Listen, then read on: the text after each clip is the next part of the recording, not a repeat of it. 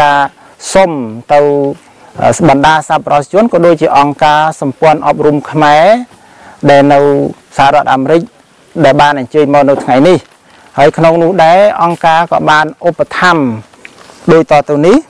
ក្នុងនោះគឺចែកជាកសម្ភារៈសម្រាប់ប្រើក្នុងទីចាត់ការគឺចំណាយអស់ថវិកា$150គាត់នឹងសម្រាប់ទីចាត់ការនឹងមានទូមានឯកសារអីទាំងអស់សម្រាប់ខាងអនុវិទ្យាល័យខសម្ភារៈសម្រាប់ចែកសិស្ស102នាក់ក្នុងម្នាក់ទទួលបានសៀវភៅសរសេរទំហំ160ទំព័រចំនួន9ក្បាលនិងប៊ិចសរសេរ2ដើមខ្មៅដៃ1ដើមជួរលុប1ដុំចំណាយអស់ទឹកប្រាក់សរុប$353គាត់គោកង់សម្រាប់ចែកនារីក្រីក្រសិស្សនារីក្រីក្រចំនួន4នាក់ចំណាយអស់ទឹកប្រាក់សរុប$200បាទខោថវិកាឧបត្ថម្ភសម្លៀកបំពាក់សិស្សអនុវិទ្យាល័យត្រកៀត102នាក់ក្នុងម្នាក់ទទួលបានថវិកាចំនួន$10,000រៀលចំណាយអស់ទឹកប្រាក់សរុប$255គាត់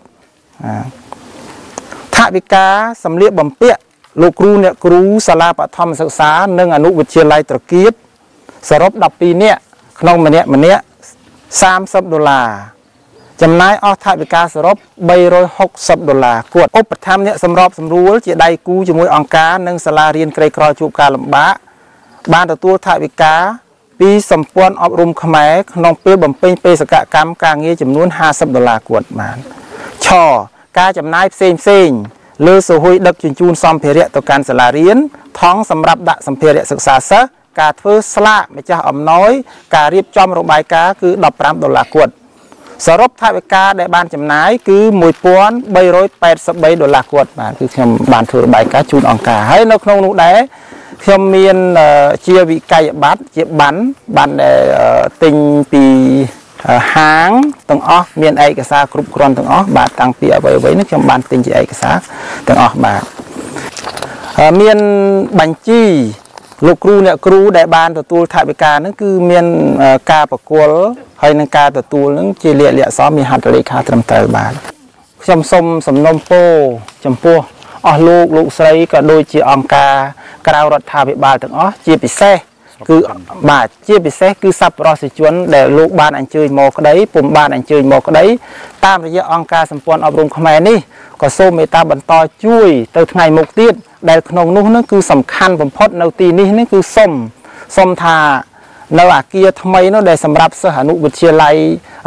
ត្រកៀតនេះគឺសុំកុំព្យូទ័រមិនសុំច្រើនទេសុំ2គ្រឿងចុះហើយនឹងផ្ទាំងsolar បាទ projector ផ្ទាំង solar នោះចំនួន5គ្រឿង5បន្ទះបាទ5បន្ទះយកមកដាក់នៅទីនេះហើយទន្ទឹមនឹងនោះដែរក៏សុំសម្រាប់សាលាផ្សេងទៀតហ្នឹងក៏សុំ3ដែរ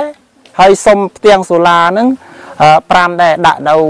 សាលាបឋមសាស្ត្រជួយចក្រីមួយនៅឆ្ងាយបាទហើយមួយទៀតនៅសាលានេះដែរក៏ខ្ញុំមានបំណងមួយចង់កាយយកអាដីនេះចេញនេះអាចដីស្រះនេះចេញយកមកដាក់ទីនេះបាទអាចដីហ្នឹង250គួរយួន$250នេះយកចេញមកដាក់កន្លែងកលុកនេះបាទហើយមកគួរយួនហ្នឹងគេយក$4ទាំងរុញទាំងកាយទាំងអីទាំងអស់មើលឃើញសាលា2ទៀតសាលានោះគឺយើងឃើញថាសិស្សហ្នឹងគាត់រៀននៅនឹងរោងបណ្ដោះអាសន្នរោងដោលប្រក់ស្លឹកបាទប្រក់ស្លឹកហ្នឹងហើយពេលដែលរៀនប្រក់ស្លឹកអញ្ចឹងពេលភ្លៀងមកក៏មិនបានរៀនពេលថ្ងៃក្តៅមកក៏មិនបានរៀនស្រួលបាទគឺសាលាហ្នឹងមានឈ្មោះថាសាលាបឋមសិក្សាទំរឹងបាទសាលាបឋមសិក្សាទំរឹងនៅក្នុងឃុំរើលស្រុកពួកខេត្តសៀមរាបហើយនឹងសុំមកបន្ទប់ចុះបាទសុំតែមកបន្ទប់ទៀតទេប៉ុន្តែធ្វើអំពីថ្មបាទហើយខ្ញុំមានដំងជាលីលាក់អសហើយសុំមកបន្ទប់ទៀតដែលអត់ទាន់មានអត់យករូបថតមកអត់ទាន់នៅសាលាបឋមសិក្សាយាងនោះក៏មានរោងដោលអញ្ចឹងដែរដូចគ្នាអញ្ចឹងដែរប៉ុន្តែអត់ទាន់បានរូបថតអញ្ចឹងគឺសុំអាគារនោះ2បន្ទប់ដាច់ដោយឡែកពីគ្នាសម្រាប់ឆ្នាំក្រោយជាចុងបញ្ចប់នេះខ្ញុំបាទសូមអញ្ជើញលោកនាយកសាលាអនុវិទ្យាល័យត្រកៀតដើម្បីប្រគល់ជូននៅលិខិតសរសើរចំពោះអង្គការ សម្ព័ន្ធអប់រំខ្មែរសូមគោរពអញ្ជើញជូនទៅដល់សពជនទាំងអស់ដែលបានគ្រប់គ្រងសមាគមសម្ព័ន្ធអប់រំខ្មែរយើងខ្ញុំបើសិនជាអត់មានសពជនគ្រប់គ្រងទេនៅគ្រប់នៅប្រទេសខាងក្រៅហ្នឹងក៏សមាគមនេះមិនអាចបន្តការទៅមុខទៀតបានដែរបាទជាឱកាសពេលនេះខ្ញុំក៏សូមជម្រាបជូនបងប្អូនយើងដែលនៅទីក្រុងអូឡាំភីវ៉ាស៊ីនតោនជាពិសេសលោកឡាមៀននិងអ្នកស្រីឡាំផាន់ដាដែលបានជួយចែកចាយនៅ DVD ដែលខ្ញុំយកទៅដាក់នៅផ្សាររបស់លោកនិងលោកស្រីហើយដែលបងប្អូនយើងបានទទួលយកទៅ DVD នោះមានចំនួន23នាក់ហើយការជួយជាអំណោយមកបូកសរុបមានទឹកប្រាក់ចំនួន$209.75 សេនហើយលុយទាំងអស់នេះដើម្បីបង្ហាញឲ្យឃើញភាពជាក់ស្ដែងខ្ញុំក៏បានយកមកជូនដល់ដៃប្អូនវេលីនេះនៅពេលនេះម៉ោងនេះពីមុនអង្គុយខាងនោះម្ដងទៅម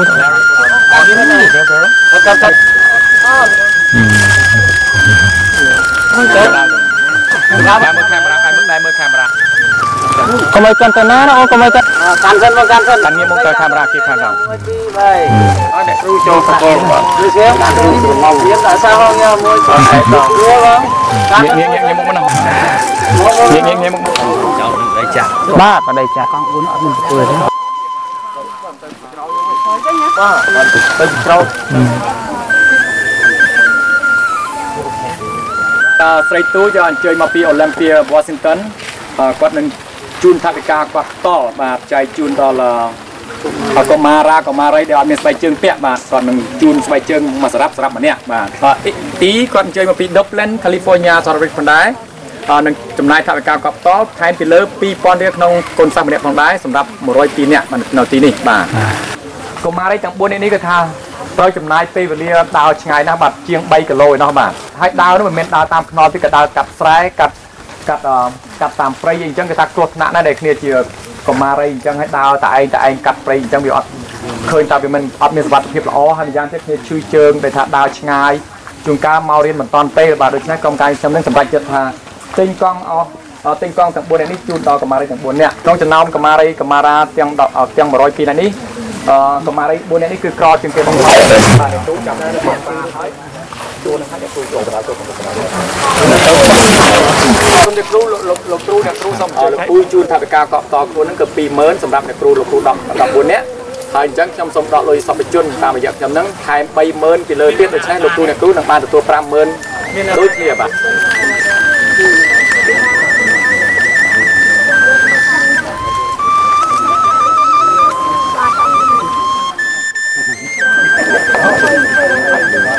បាទខ្ញុំបាទសូមដកទឹកប្រាក់សពជនដែលផ្ញើតាមរយៈខ្ញុំនឹងចំនួន$1000ដើម្បីជូនដល់សាលារៀននេះបាទដើម្បីយកទៅជួលគោយន្តចំនួន250គោយន្តដើម្បីដឹកជញ្ជូនដីខាងបាទដឹកអាចដីនៅខាងមុខសាលាហ្នឹងទៅលុបស្រះនៅកណ្ដាលដៃបាទដល់កាលណាបើយើងអត់លុបទេដល់ពេលភ្លៀងមកម្ដងបន្លាយហ្នឹងវាចាល់បាទវាចាល់ទៅវាហូរប្រច្រាស់មកសាលារៀនវិញបាទវាធ្វើលិចជុំវិញនេះអស់តែម្ដងបាទដើម្បីបញ្ចប់ការងារហ្នឹងយើងត្រូវយកអាចដីហ្នឹងទាំង250គោយន្តហ្នឹងយកទៅលុបស្រះនោះទាំងអស់ដើម្បីកុំឲ្យមានទឹកហ្នឹងហូរមកចូលទៀតដើម្បីទុកទីធ្លានេះឲ្យក្មេងបានចេញមកលេងដូចជាគោរពទង់ជ័យខ្មែរយើងក៏ដូចជាលេងកីឡាបាទឬក៏ធ្វើអ្វីផ្សេងបាទឥ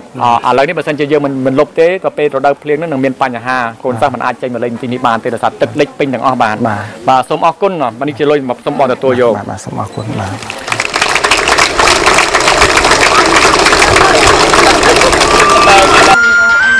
និយាយអត់រួច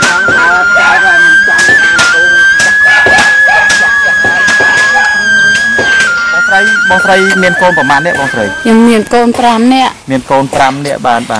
ជាប់ពុកក្មេងស្រីទៅណាហើយបងពុកក្មេងស្រីនេះកាលពីគាត់នៅរស់គាត់ដើរកាត់ស្លឹកគេធ្លាក់ស្លាប់បាត់ហើយគាត់ស្លាប់រយៈពេលប្រហែលឆ្នាំហើយបងគាត់ស្លាប់រយៈពេល3ឆ្នាំហើយតើបងប្រកបមុខរបរអ្វីដែរដើម្បីចិញ្ចឹមជីវិតក្មេងទាំង5នាក់ហ្នឹងបងអត់ទៅចេះរកស៊ីអីផងចេះដើរស៊ីឈ្នួលជ្រូតគេស្ទូងគេចឹងទៅចឹងក្នុងមួយថ្ងៃបានប្រហែលដែរបងជួនក៏បាន5000មកជួនក៏អត់ទៅអញ្ចឹងថ្ងៃណាអត់ទៅខ្ញុំដល់ចៃគេបងប្អូន